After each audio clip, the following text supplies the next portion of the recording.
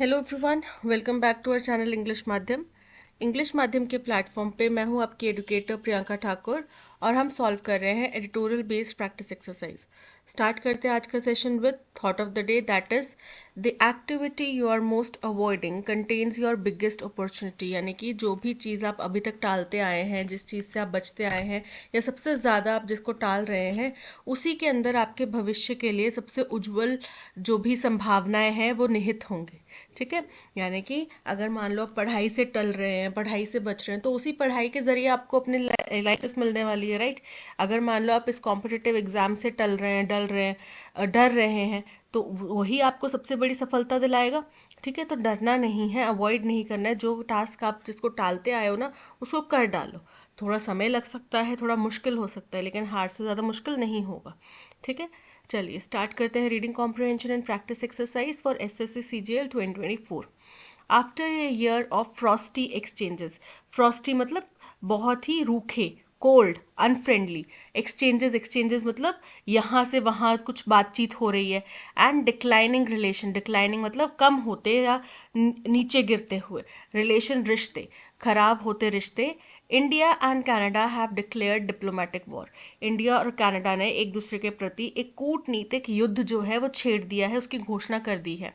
As India's Ministry of External Affairs revealed this week that the Canadian government had sought to investigate and even interrogate the Indian High Commissioner। बोल रहे हैं जैसा कि Indian ministry of external affair MEA ने बताया कि Canada की सरकार ने इन्वेस्टिगेट करने के लिए बोला है, सॉट मतलब प्रयास किया है, और बजाय इसके अलावा उन्होंने जो है इंटेरोगेट मतलब पूछताछ करने के लिए कहा है, किसको? इंडियन हाई कमिश्नर को और 5 अदर डिप्लोमेट्स, 5 और जो कूटनीतिक वहां पे राजनीतिज्ञ हैं उनको।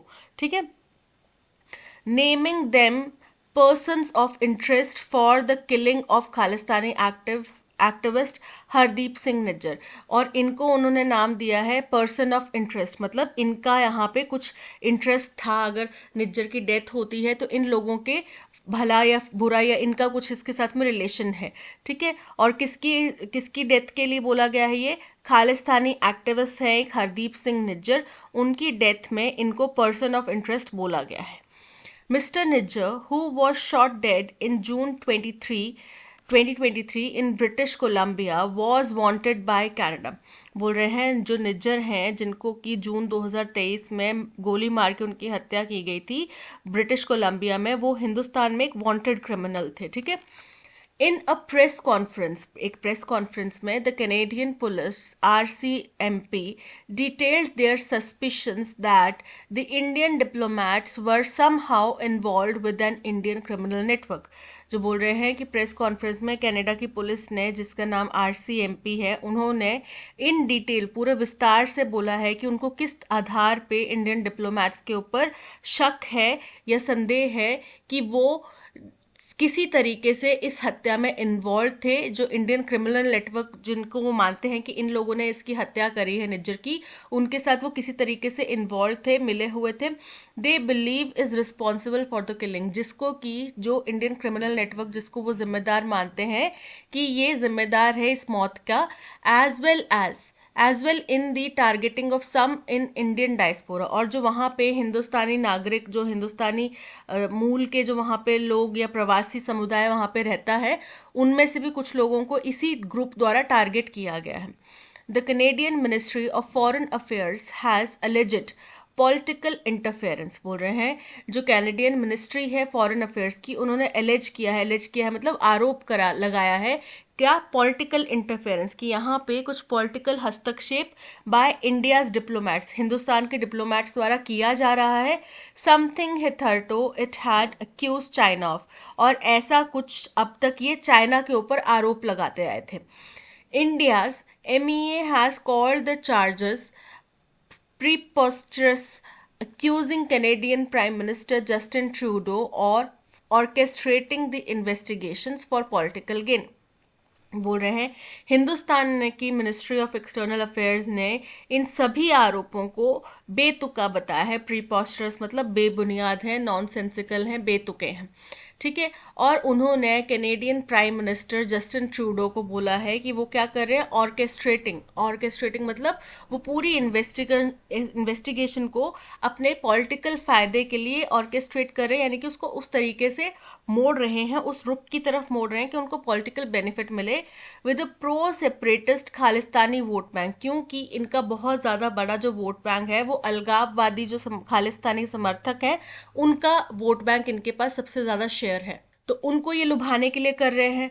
Given his record low ratings ahead of 2025 general election, और जो वो भी तब ये देखते हुए जब हमें पता है या जब सबको पता है कि 2025 के जनरल इलेक्शन से पहले उनकी ये अब तक की सबसे खराब रेटिंग है, कि सबसे खराब उनको इस वक्त लाइमलाइट में लाया जा रहा है, उनके ऊपर जनता को विश्वास नहीं है।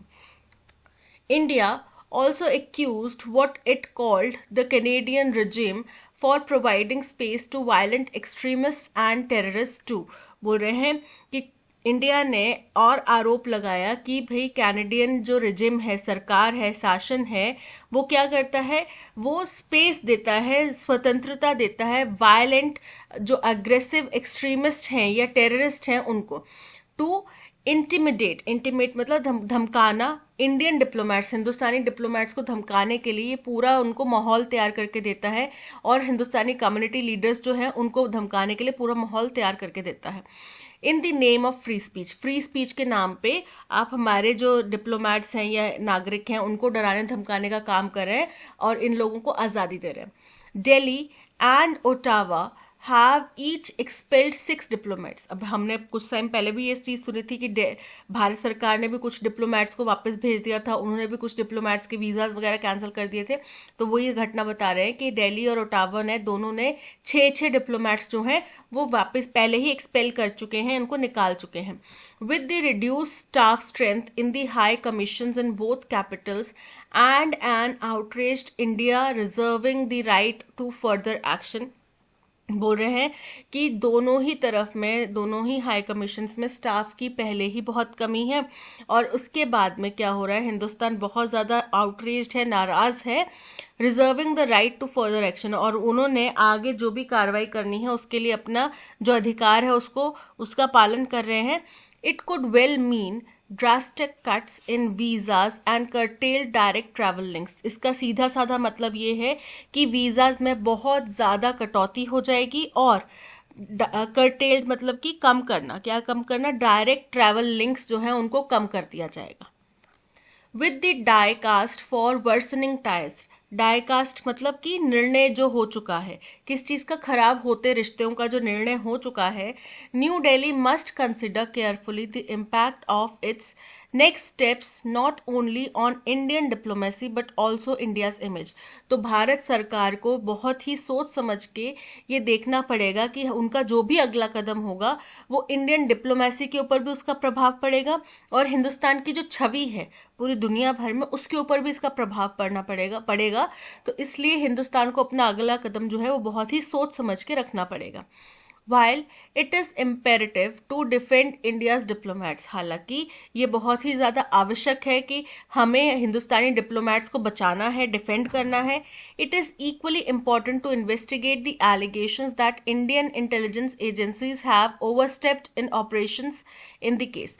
बोल रहे हैं लेकिन साथ ही साथ ये भी इतना ही ज़रूरी है कि जो भी इंडियन इंटेलिजेंस एजेंसीज को कुछ आरोपों के ऊपर उन्होंने इन्वेस्टिगेट करी है, कुछ उनके सामने से सबूत जो मिले हैं, वो अगर वो अपनी सीमा को लांघे हैं, ओवरस्टेप करे हैं ऑपरेशंस के दौरान में, इन केसेस में अगर उन्होंने ऐसा कोई ऑपरेशन किया है, कोई कार्रवाई की है सीक्रेट ऑपरेशंस की, और उसमें अगर उनकी तरफ से कोई गलती हुई है या उन्होंने कोई अपनी सीमाओं का उल्लंघन किया है, तो ये भी जांचना बहुत ज़्यादा ज़रूरी है।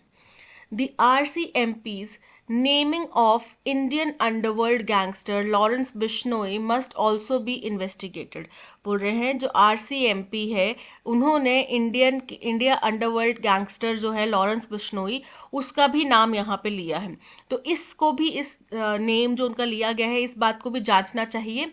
As India's adversaries seek to draw links between allegations against Indian intelligence and national security operations in Pakistan, क्योंकि हिंदुस्तान के जो विरोधी हैं वो क्या कर रहे हैं, जो लिंक यहाँ पे बैठ रहा है किसके बीच में, हिंदुस्तान की इंटेलिजेंस के अगेंस्ट में जो आरोप लग रहे हैं उसके बीच में, और जो नेशनल सिक्योरिटी के कुछ ऑपरेशन पाकिस्तान में हो रहे हैं इनके बीच में लिंक बिठाने की कोशिश कर रहे हैं। तो इस हालात में the UAE, Qatar, Canada and the US, even India's close partners are looking askance. तो इस समय पे ये सभी जो हैं हिंदुस्तान को संदेह की दृष्टि से देख रहे हैं। ये देखते हुए कि हिंदुस्तान के ऊपर इस तरीके के आरोप लग रहे हैं, वो देखते हुए और पाकिस्तान में जिस तरीके के हालात बन रहे हैं, इन सबको ध्यान में रखते हुए जो हिंदुस्तान के क्लोज फ्रेंड्स भी हैं वो भी हिंदुस्तान को संदेह की दृष्टि से देख रहे हैं। The US statement that India should cooperate with Canada must be seen as evidence of that. और जब हिंदुस्तान यूएस ने ये कहा था कि हिंदुस्तान को कनाडा के साथ में कोऑपरेट करना चाहिए, सहयोग करना चाहिए, तो इस बात से ही हम ये संदर्भ निकाल सकते हैं कि ये लोग हमें संदेह की दृष्टि से देख रहे हैं। India's dual policy towards the Niger case, which is outrightly reject any connection to and the Pannu case in the US, it has sent a high level inquiry team also raises question। बोल रहे हैं इन हिंदुस्तान का जो दोहरा policy दिखाई दी है कि जहां निज्जर केस में तो उनने सीधे तौर पे पूरी तरीके से खारिज कर दिया कि हमारा इससे कोई कनेक्शन नहीं है, और वहीं पन्नू के केस में, यूएस में जो पन्नू का केस हुआ था उसके लिए इन्होंने हाई लेवल की इंक्वायरी टीम जो है वो बनाई थी और वो वहां पे भेजी है, और इस दोहरे रवैये से सवाल उठ रहे हैं। The government must prove it has nothing to hide. तो सरकार को अब ये साबित करना होगा कि उनने कुछ भी छुपाया नहीं है और छुपाने के लिए उनके पास कुछ भी नहीं है। It must also be more transparent about how it expects to deal with this challenge। और इनको और ज़्यादा पारदर्शी होना पड़ेगा ये बताने के लिए कि किस तरीके से वो इस समस्या से निपटेंगे।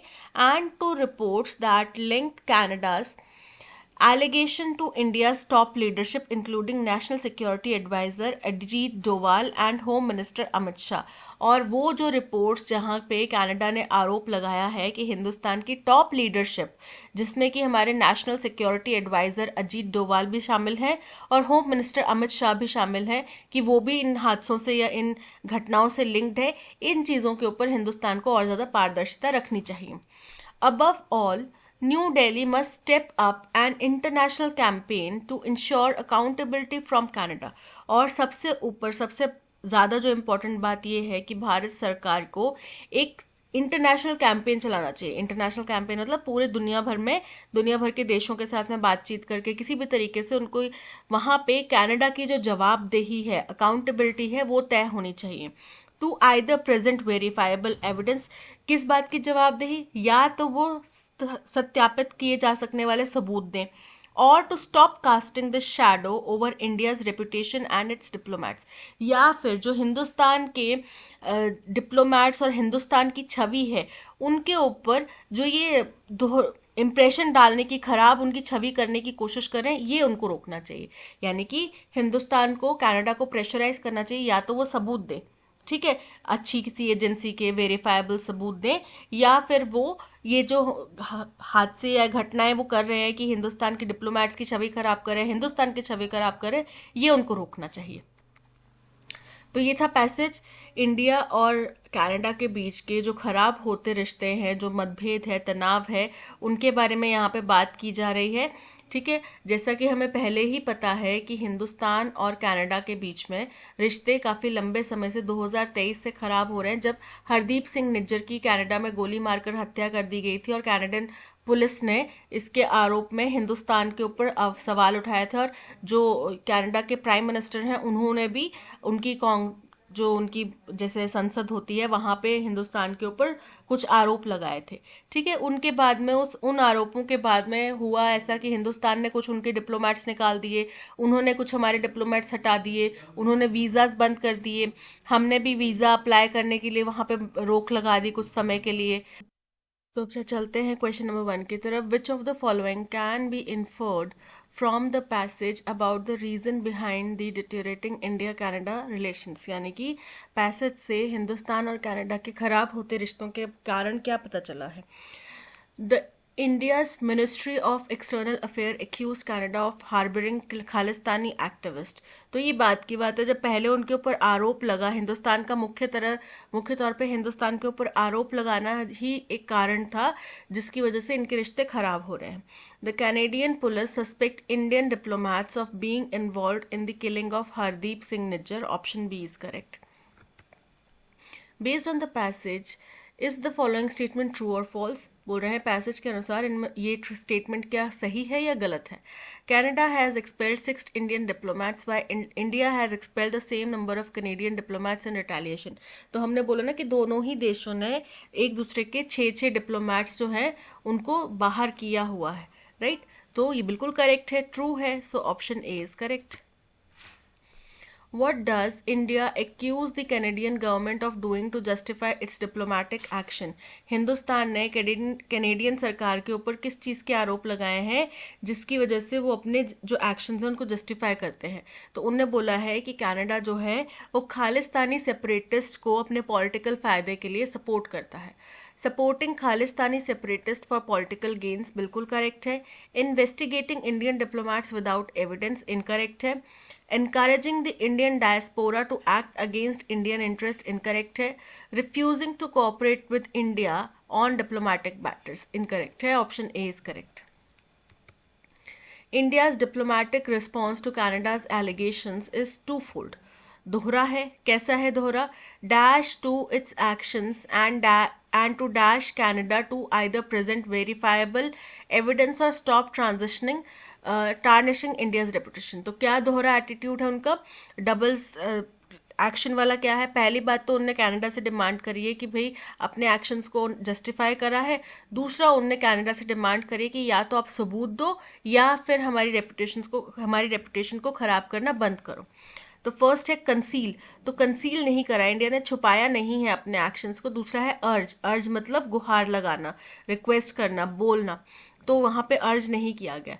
जस्टिफाई किया है उन्होंने अपने एक्शंस को और डिमांड करा है कनाडा से कि वो वेरीफाइबल एविडेंस दे। So option B is correct, क्योंकि उनने बोला कि हिंदुस्तान ने अपने एक्शन को डिफेंड करा है कि हमने ऐसा कुछ किया नहीं है, और जो उन्होंने यूएस में किया उसके लिए उन्होंने जो मीटिंग बनाई थी, गठित करी थी, वो बोल दी।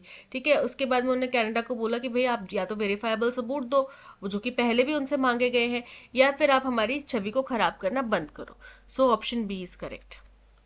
What does the idiom casting a shadow mean in the context of the passage? Casting a shadow का मतलब होता है सच को छुपाना या किसी चीज़ को छुपाना। Obscuring the truth यानी कि सच को छुपाना, कंसील करना बिल्कुल करेक्ट है। Option A is correct. Improving the image किसी की छवि को बेहतर करना। Highlighting the truth को उजागर करना। Protecting the interest किसी के हितों की रक्षा करना। तो यहाँ पे option A obscuring the truth is correct. Parajumble का क्वेश्चन है, फर्स्ट स्टेटमेंट देयरफॉर से स्टार्ट हो रहा है, तो देयरफॉर से जब कोई स्टेटमेंट होता है वो हमारा फर्स्ट स्टेटमेंट नहीं हो सकता। जो ऑप्शंस हैं उनमें डी में ऑप्शन ए, स्टेटमेंट ए जो है वो फर्स्ट है, तो ये एलिमिनेट हो जाएगा। देयरफॉर इसलिए it is no surprise that there is severe backlash against both the legislation. इसीलिए ये कोई चौंकाने वाली बात नहीं है कि इतना गंभीर तौर पे लोग इसका विरोध कर रहे थे। इस दोनों ही प्रावधानों, कानूनों के अगेंस्ट में लोग विरोध कर रहे थे। Which has just entered it's 20th year, जो कि अभी ही अपने 20वें साल में एंटर कर रहा है। And those who use it, और जो लोग इसको इस्तेमाल करते हैं। अब ये इनकम्प्लीट स्टेटमेंट है, इससे आगे भी कुछ होगा, इससे पीछे भी कुछ होगा। ठीक है, तो बी हमारा फर्स्ट स्टेटमेंट नहीं हो सकता। ऑप्शंस में देखो, बी फर्स्ट स्टेटमेंट है भी नहीं। The Right to Information Act 2005 has been one of the most empowering laws for Indians। बोल रहे हैं जो राइट टू इंफॉर्मेशन एक्ट 2005 है वो हिंदुस्तानियों के लिए सबसे ज़्यादा उनको पावर देने वाला, उनको प्रोत्साहित करने वाला या उनको इनकरेज करने वाला, एम्पावर करने वाला एक लॉ है, कानून है। ठीक है, और इसी लॉ के बारे में बात करी गई है कि भाई ये जो लॉ है अपने 20वें साल में एंटर करा है, यानी कि जो सी स्टेटमेंट है वो बी से पहले आएगा। अब आगे देखते हैं। From exposing corruption in the delivery of basic rights to bringing to light the truth behind the opaque electoral bond scheme, the law has been used by citizens to hold power to account.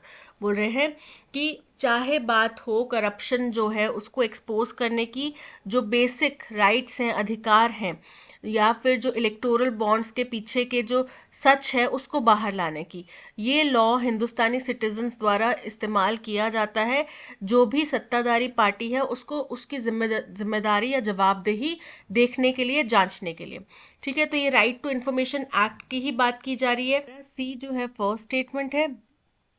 इसके बाद में D statement आएगा कि इसी law की मदद से जो लोग करप्शन कर रहे हैं हम उनको भी एक्सपोज कर पा रहे हैं। जो लोग जैसे इलेक्टोरल बॉन्ड्स का इस्तेमाल किया गया, उसके बीच के पीछे का जो करप्शन था उसको भी हाईलाइट किया गया। तो ये सब इसी लॉ के ज़रिए हुआ, जिससे कि जो सत्ताधारी पार्टी होगी, चाहे कोई भी पार्टी हो, ठीक है, उनको एक्सपोज किया जाए, उनकी जवाबदेही तय की जा सके। डी हो गया सेकंड स्टेटमेंट। ठीक है, फिर हो गया कि देयरफॉर, इसलिए कोई सरप्राइज की बात नहीं है कि बहुत ज़्यादा बैकलैश मिला इनको दोनों ही तरह से, बोथ दी लेजिस्लेशन, दोनों ही लेजिस्लेशंस को इनको बैकलैश मिला। किसके जरिए? जिसने अभी अभी 20वें साल में एंटर करा है और जिन लोगों ने इसका इस्तेमाल भी करा है, ठीक है, उन लोगों के ज़रिए से इसको बैकलैश मिला। तो यानी कि ए हमारा थर्ड स्टेटमेंट है और बी हमारा फोर्थ स्टेटमेंट है। तो अरेंजमेंट क्या बन रहा है? C D A B, C D A B, option C is correct. Delhi experienced an unprecedented 50 plus degree Celsius. Delhi ने जो अनप्रेसिडेंटेड मतलब क्या होता है? जब जैसा पहले कभी नहीं हुआ। तो पहले कभी क्या नहीं हुआ? 50 डिग्री से ऊपर टेम्परेचर नहीं गया, दिल्ली ने उतना टेम्परेचर एक्सपीरियंस कर लिया। ठीक है, with the progress of the monsoon and the memory of extreme heat far behind us। अब जैसे जैसे मानसून में वृद्धि हो रही है, तरक्की हो रही है, और जो एक्सट्रीम इतनी चिल चला देने वाली जो गर्मी थी उसकी जो यादें हैं अब हमसे काफ़ी पीछे रह गई हैं। We risk ignoring a critical warning, हम एक बहुत गंभीर चेतावनी को इग्नोर करने के खतरे पे हैं। In India this year summer shattered records, Hindustan में इस साल की जो गर्मियां हैं उन्होंने सारे रिकॉर्ड तोड़ दिए। With red alerts issued nation wide, और जहां पे देश भर में गर्मियों के दौरान में रेड अलर्ट घोषित किए गए। Over 200 lives were lost to heat waves, 200 से भी ज़्यादा जाने हीट वेव्स के माध्यम से हमने खो दी। जी एक ऑफिशियल आंकड़ा है, अनऑफिशियली हो सकता है काउंट ज़्यादा भी हो। But countless more went unrecorded, और कई सारी जो मौतें थी वो अनरिकॉर्डेड रहीं, उनको रिकॉर्ड नहीं किया जा सका या नाम मेंशन नहीं की गई होंगी। ठीक है, तो देखो सबसे पहला तो हमारा स्टेटमेंट है, हम हिंदुस्तान की गर्मियों की बात कर रहे हैं जो कि आर स्टेटमेंट में जिक्र किया गया, इंट्रोड्यूस किया गया। इसी के बारे में बताया गया कि क्यों ये इतनी अलर्ट था, क्यों ये ज़्यादा परेशानी करने वाला था, क्योंकि 200 से भी ज़्यादा जाने यहाँ पे गई हैं। ये हो गया सेकेंड पॉइंट। थर्ड पॉइंट, इसी हीट के बारे में बोला गया कि दिल्ली ने भी जैसा पहले कभी नहीं झेला उतना 50 डिग्री से भी ऊपर का टेम्परेचर दिल्ली ने झेला, जो कि पी स्टेटमेंट में बोला गया है। लेकिन फिर बोल रहे हैं कि अब मानसून आ चुका है और वृद्धि हो रही है मानसून में, और इसलिए जो गर्मी की यादें हैं वो बहुत पीछे रह गई हैं। सो ये हो गया फोर्थ पॉइंट। सो अरेंजमेंट क्या बन रहा है? R S P Q, R S P Q, option A is correct. He was an irresponsible person to the matter of taking up responsibilities। वो एक बड़ा ही गैर जिम्मेदार व्यक्ति है जहां बात आती है जिम्मेदारी उठाने की। ठीक है, तो टू द मैटर नहीं होगा जब आप जिम्मेदारी उठाने की बात कर रहे हैं। तो करेक्ट जो कॉन्केशन होता है उसमें क्या आता है? In the matter of taking up responsibilities. ठीक है, क्या आएगा? In the matter of taking up responsibility. किस मसले में वो गैर जिम्मेदार है? जब बात आती है जिम्मेदारी उठाने की तो वो गैर जिम्मेदार है। पग्नेशियस, पग्नेशियस का मतलब होता है लड़ाकू। ठीक है, बहुत ज़्यादा लड़ाई झगड़ा करने वाला। सिनोनिम क्या हो जाएगा? फर्स्ट है स्ले, स्ले का मतलब होता है बहुत ज़्यादा चालाक। डॉगमैटिक, डॉगमैटिक का मतलब होता है हठी। बेलिजरेंट मतलब लड़ाकू। एलाय, एलाय मतलब मित्र, सहयोगी। तो यहाँ पे option C belligerent is correct. Stationary, stationary का मतलब होता है स्थिर। तो स्थिर का अप्रोप्रिएट सिनोनिम क्या हो जाएगा? फर्स्ट है पोर्टेबल, पोर्टेबल मतलब जो घूमता फिरता रहता है, एक जगह से दूसरी जगह जा सकता है। स्विंडल, स्विंडल का मतलब होता है धोखा देना। स्टिल, स्टिल मतलब जो एक जगह पे है। मोटाइल, मोटाइल का मतलब होता है जो एक गति करता रहता हो, मूवमेंट करता रहता हो। तो यहाँ पे option C still is correct. अब यहाँ पे वन वर्ड सब्स्टिट्यूट करना है, एन ऑफन इमेजिनरी प्लेस और state of utter perfection and happiness, जो एक ऐसी आदर्श या फिर इमेजिनरी स्थिति हो जहाँ पे आपको बहुत ही ज़्यादा खुशी का एहसास हो, बहुत ही ज़्यादा आनंद का एहसास हो, परमानंद का एहसास हो, उस स्थिति को बोलते हैं यूटोपिया। ठीक है।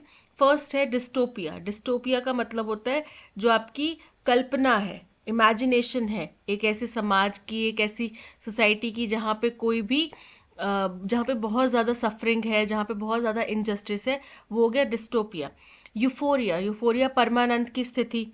इन्फर्नो, इन्फर्नो नर्क को बोलते हैं। और यूटोपिया, यूटोपिया एक ऐसी इमेजिनरी जगह जहाँ पे आपको हैप्पीनेस मिलती है, परफेक्शन है, जो बिल्कुल आदर्श युग है। सो वो हो गया D option, utopia is correct. It is also called a nuclear family, इसको हम न्यूक्लियर फैमिली भी कहते हैं। तो ऑल्सो जब आ गया मीन्स पहले कुछ आया होगा स्टेटमेंट, तभी ऑल्सो आएगा। ठीक है। मुझे आइसक्रीम पसंद है, आगे से आप बोल रहे मुझे भी आइसक्रीम पसंद है, तो वो भी तभी बोला ना आपने जब मैंने आपको बताया कि मुझे आइसक्रीम पसंद है, राइट। तो यानी कि ऑल्सो से पहले आपका कुछ स्टेटमेंट आना चाहिए, तो ए हमारा फर्स्ट स्टेटमेंट नहीं हो सकता। ठीक है। और इट का इस्तेमाल हो रहा है, किसी चीज को आप पहले रेफर करेंगे तभी उसको बोलेंगे ना, there is a table on 5th floor. ठीक है। फिर आप बोलेंगे it belongs to so and so person, तब आपको उस टेबल को इट बोल सकते हैं, पहले आप उसको रेफर तो करेंगे। तो यहाँ पे इट का इस्तेमाल और ऑल्सो का इस्तेमाल बताता है कि ए हमारा फर्स्ट स्टेटमेंट नहीं हो सकता। ऑप्शंस में देखो, बी में फर्स्ट स्टेटमेंट ए है, एलिमिनेट कर दो। Again, it is good to be in a small family because there is better management of resources, बोल रहे हैं एक छोटे परिवार में होना बहुत अच्छी बात है, अच्छा होता है क्योंकि आप अपने रिसोर्सेज को, संसाधनों को अच्छे तरीके से मैनेज कर सकते हैं। अगेन, इट का इस्तेमाल जो है वो दर्शाता है कि ये भी हमारा फर्स्ट स्टेटमेंट नहीं हो सकता, राइट। तो बी भी एलिमिनेट कर दो, यानी कि ऑप्शन डी गया। बचा क्या, दोनों ही ऑप्शन ए और ऑप्शन सी को देखते हुए सी हमारा फर्स्ट स्टेटमेंट है, तो ऑप्शन सी हमारा फर्स्ट स्टेटमेंट होगा। A small family is one with parents and a maximum of 2 children. एक छोटा परिवार जो होता है, संयुक्त परिवार होता है, उसमें पेरेंट्स होते हैं और दो, ज़्यादा से ज़्यादा 2 बच्चे होते हैं, उसको हम छोटा फैमिली कंसिडर करते हैं, संयुक्त परिवार कंसिडर करते हैं। फिर इसी परिवार को बताया गया कि इनको और क्या बोला जाता है, इनको बोला जाता है न्यूक्लियर फैमिली। तो ये हो गया सेकेंड पॉइंट। फिर आएगा बात, it is good, last statement पढ़ते हैं, the advantages of a small family are numerous, कि छोटे परिवार के बहुत सारे फायदे होते हैं। ठीक है। उन्हीं फायदों में से एक ये बताया गया कि आप अपने रिसोर्सेज को बेहतर तरीके से मैनेज कर सकते हैं। तो पहले आप ये बताएंगे कि इससे बहुत सारे फायदे हैं, जैसे कि आप यहाँ पे अपने रिसोर्सेज को अच्छे तरीके से मैनेज कर सकते हैं। तो अरेंजमेंट क्या बन गया, CADB, CADB option A is correct. Most antonym बताना है बैरन का। बैरन का मतलब होता है बंजर। ठीक है। तो बंजर का एंटोनिम क्या हो जाएगा, जो बहुत ही फर्टाइल है, उपजाऊ है। Most of the land near the town is barren, यानी कि उस शहर के पास की जो अधिकतम जगह है वो बंजर है। But the efforts of farmers have turned it dash, अब बंजर है, बंजर के आगे बट लगा दिया तो इसका कॉन्ट्राडिक्टरी पार्ट होएगा। कॉन्ट्राडिक्टरी पार्ट क्या होता है, लेकिन किसानों के प्रयास से वो क्या हो गई, एंटोनिम बताना है, फर्टाइल हो गई। स्टेरल, स्टेरल का मतलब भी बंजर, बांझ, जिसमें कोई आपको फल नहीं मिल सकता। अनफ्रूटफुल, अगेन बंजर। इनफर्टाइल मतलब कि जो बंजर है, और फर्टाइल मतलब उपजाऊ। So option D is correct. Subir's long absence is likely to have dash for employees in the office. Subir जो इतने समय, लंबे समय से ऑफिस से गायब है, आ नहीं रहा, इसका जो ऑफिस के एम्प्लॉयज़ हैं उनको क्या झेलना पड़ेगा, दुष्परिणाम या उसके प्रभाव झेलने पड़ेंगे। उन प्रभाव को बोला जाता है रेपरकर्शंस। किसी कार्य का अनइंटेंडेड कुछ परिणाम मिले तो उसको रेपरकर्शन बोलते हैं। ठीक है। और रेपरकर्शन के स्पेलिंग होते हैं REPERCUSSION, रिपरकशंस। तो REPERR इनकरेक्ट है। RA रैपर नहीं होता, REPERCUSSIONS, option C is correct. Delicious she a baked chocolate cake, तो उसने एक डिलिशियस स्वादिष्ट चॉकलेट केक बनाया होगा। तो शी, आर हमारा फर्स्ट स्टेटमेंट है, she baked, P, a delicious chocolate cake। RPQOS, RPQOS, option C is correct. Most appropriate synonym आपको बताना है हाईलाइटेड वर्ड का। हाईलाइटेड वर्ड है ब्लूम। ब्लूम का मतलब होता है खिलना, फूल फलों का खिलना। एंटोनिम बताना, sorry. Most of the flowers Bloom, Bloom मतलब खिलते हैं, अधिकतम फ्लावर्स जो है वो स्प्रिंग सीजन में खिलते हैं। बट अगेन कॉन्ट्राडिक्टरी स्टेटमेंट, तो बट इसका विपरीतार्थक क्या हो जाएगा? मुरझा जाना। They start to dash during summer, मुरझा जाते हैं समर में। फ्लश, फ्लश का मतलब होता है कुछ लाल हो जाना एकदम, जैसे बोलते हैं ना कि उनके जो गाल है या वो जो फूल है वो एकदम फ्लश हो गए, यानी कि वो बिल्कुल लाल हो गए। फ्लरिश, फ्लरिश मतलब फलना फूलना। ब्लॉसम मतलब खिलना। और विदर्स, विदर्स मतलब मुरझा जाना, लेकिन वो समर के दौरान में मुरझाना शुरू हो जाते हैं। So option D is correct. The share holders will elect him a director, share holders जो हैं वो उसको डायरेक्टर के तौर पे इलेक्ट करेंगे। ठीक है, तो जब एक्टिव को पैसिव में कन्वर्ट करेंगे तो जो हमारे सबसे पहले शेयर होल्डर्स, ये क्या है? हमारा सब्जेक्ट है। ठीक है, विल इलेक्ट ये क्या है? हमारा वर्ब है। और हिम ये क्या है? हमारा ऑब्जेक्ट है। ठीक है, तो ही विल बी इलेक्टेड। अब क्या इलेक्ट किया जाएगा? ही will be elected as director by the shareholders. The shareholders have elected him, नहीं, ही पहले आएगा और बाय, ही और बाय में कन्वर्ट होएगा। ठीक है, बाय आएगा, तो बाय किसके द्वारा किया जाएगा? सब्जेक्ट के द्वारा किया जाएगा, बाय शेयर होल्डर्स। देखो यहाँ पे आ रहा है बाय द शेयर होल्डर्स, यहाँ पे नहीं आ रहा, यहाँ पे नहीं आ रहा। He will be elected as director by the shareholders, option B is correct. No other place in this country is as better, so better as Gulmarg Kashmir. अब बेटर जो है वो अपने आप में गुड, बेटर, बेस्ट में गुड का comparative degree है। ठीक है, गुड की कंपैरेटिव डिग्री बेटर है और बेस्ट जो है उसकी सुपरलेटिव डिग्री है। लेकिन अब यहाँ पे आपने एज का इस्तेमाल करना है, तो जब डायरेक्ट कंपैरिजन नहीं है, आप दूसरी किसी भी जगह के साथ में उसका कंपैरिजन बता रहे हैं और उससे बेहतर बता रहे हैं, तो आप क्या की इस्तेमाल करेंगे? No other place in this country is as good as Gulmarg Kashmir. ठीक है, सो यहाँ पे क्योंकि बेटर खुद से ही कंपैरेटिव डिग्री है, और जब आप एज और एज डैश एज का इस्तेमाल करेंगे तब वो भी कंपैरिजन होता है, तो आपको डबल कंपैरिजन की यहाँ पे ज़रूरत नहीं है। तो आप क्या इस्तेमाल करेंगे? As good as. ठीक है, ऑप्शन सी में एरर है।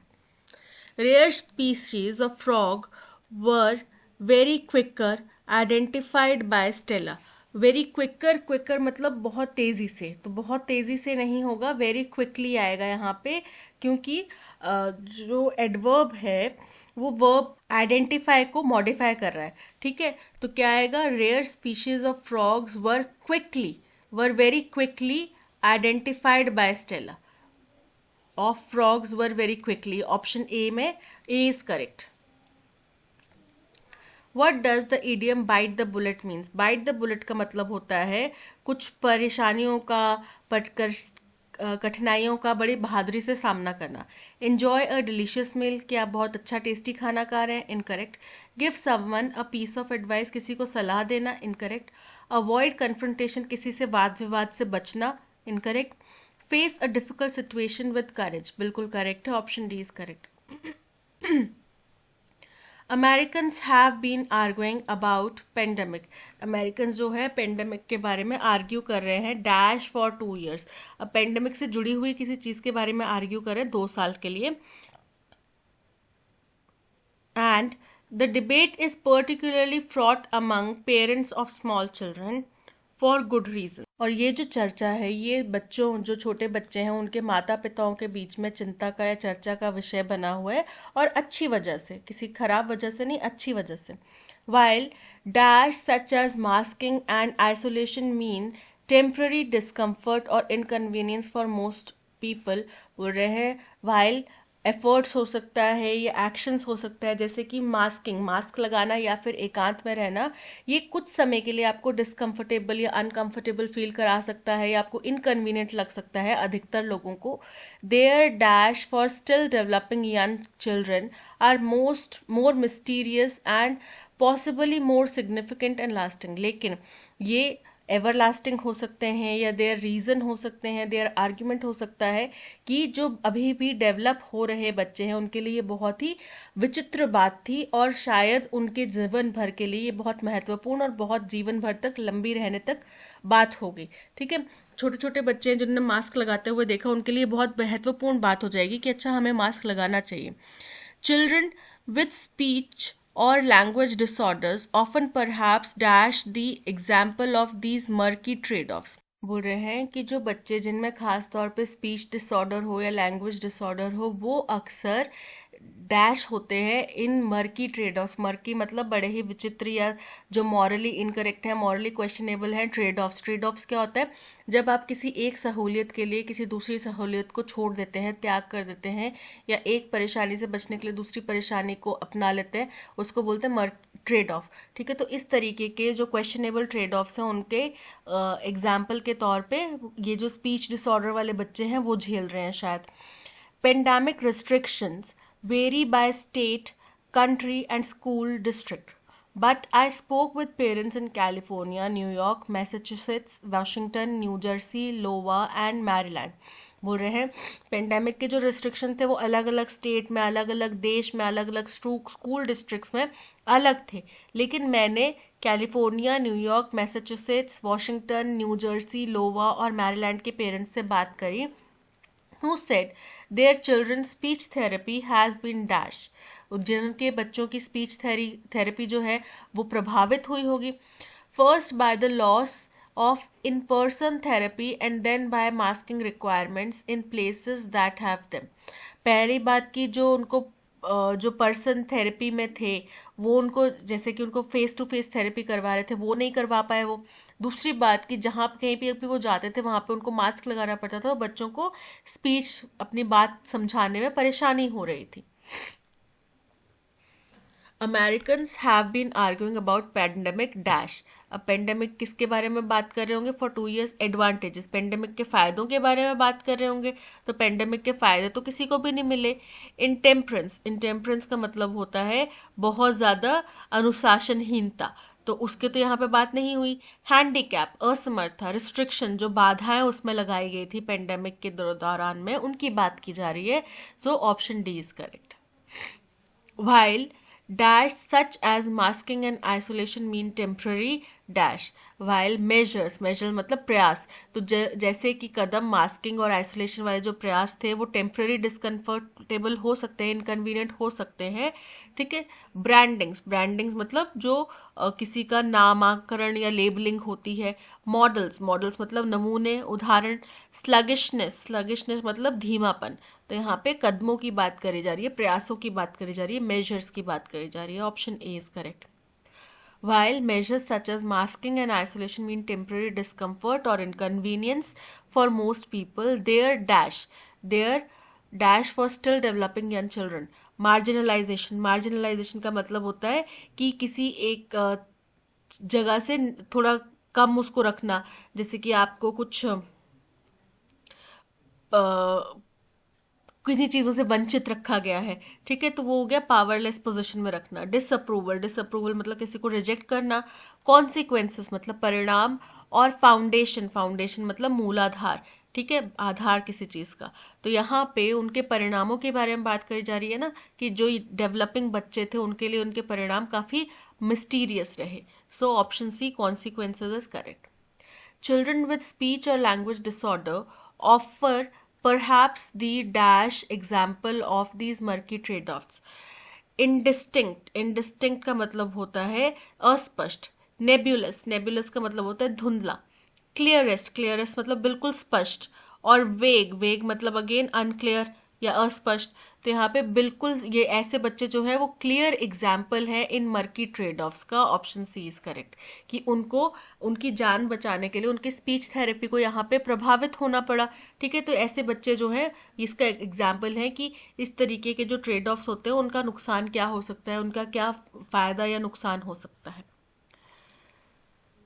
Pandemic restrictions vary by state, county, and school districts, but I spoke with parents in California, New York, Massachusetts, Washington, New Jersey, Iowa, and Maryland who said their children's speech therapy has been dash, has been first normalized, normalize होना था सामान्य होना, तो सामान्य नहीं हुई उनकी speech therapy, तो प्रभावित हुई है ना।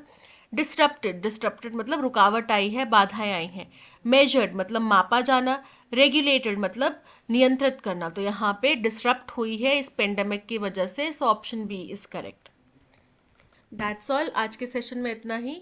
Thank you so much for watching. अगर आपको कंटेंट पसंद आया हो तो लाइक, शेयर और सब्सक्राइब ज़रूर कीजिएगा। मिलते हैं नेक्स्ट सेशन में। Till then keep learning and keep practising. Bye bye.